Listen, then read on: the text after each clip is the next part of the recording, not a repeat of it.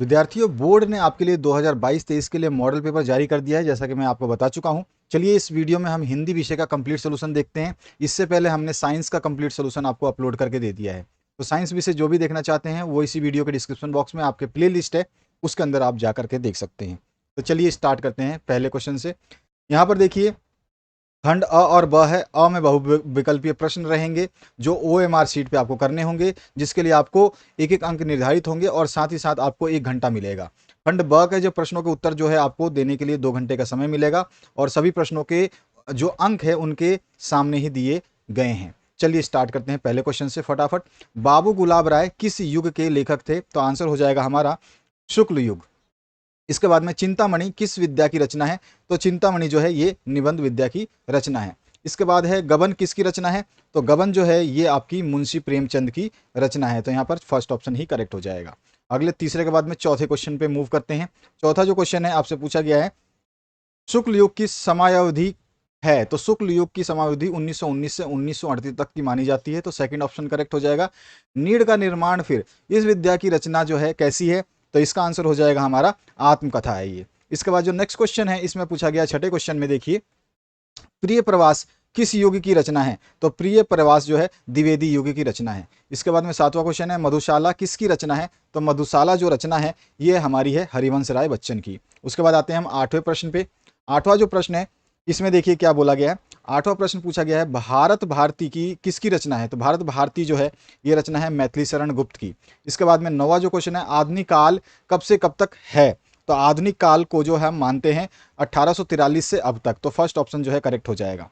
उसके बाद 10वें क्वेश्चन पे आते हैं जिसमें पूछा गया आपसे, मतीराम किस युग के कवि हैं? तो मतीराम जो है ये रीति काल के कवि हैं। तो चौथा ऑप्शन जो है करेक्ट हो जाएगा। इसके बाद आते हैं हम नेक्स्ट क्वेश्चन पे जो कि आपका 11वां क्वेश्चन है, हास्य रस का स्थायी भाव जो है वो क्या होता है? तो हास्य रस का स्थायी भाव जो है हास होता है। तो तीसरा ऑप्शन करेक्ट हो जाएगा। सुहत ओढ़ पीत पट श्याम सलोने गात, यहाँ पर जो आपकी पंक्तियां दी गई हैं इस पंक्तियों में बताना है कि कौन सा अलंकार निहित है। तो हमारा जो अलंकार इसमें निहित है वो हो जाएगा हमारा उत्प्रेक्षा अलंकार। ठीक है, इसमें मनो आने की वजह से उत्प्रेक्षा अलंकार जो है लिया गया है। इसके बाद में 13वां जो क्वेश्चन है उसकी बात करते हैं। 13वां क्वेश्चन है आपसे, रोला छंद में कितने चरण होते हैं? तो रोला छंद में जो है 4 चरण होते हैं। इसके बाद में आकर्षण शब्द में किस उपसर्ग का प्रयोग किया गया है? तो आकर्षण शब्द में जो है आ का उपसर्ग जो है प्रयोग किया गया है। इसके बाद जो 15वां क्वेश्चन है उसकी बात करते हैं। 15वें क्वेश्चन में आपसे क्या पूछा गया है, प्रत्यय कितने भेद होते हैं प्रत्यय के? तो प्रत्यय के जो है 2 भेद होते हैं, आपको अच्छी तरह से पता है।